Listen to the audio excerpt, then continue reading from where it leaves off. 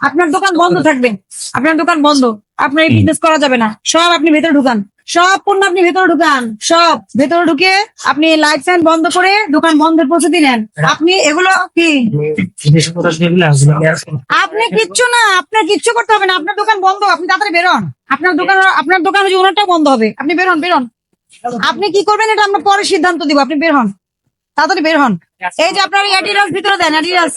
আপনি কি বুঝতে পেরেছেন আমি কি বলেছি? আপনি যদি আমাকে ফোর্স করার জন্য আপনি বাধ্য করবেন না।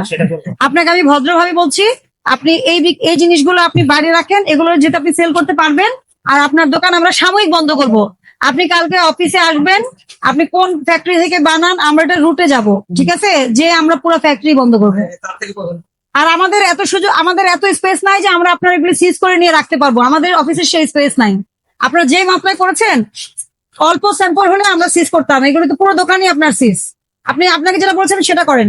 আপনি যেগুলো বিক্রয়যোগ্য এগুলো বাড়ি রাখেন, আর আপনার যত নকল প্রোডাক্ট আছে এগুলো ভিতরে দেন, আমরা দোকান বন্ধ রাখবো।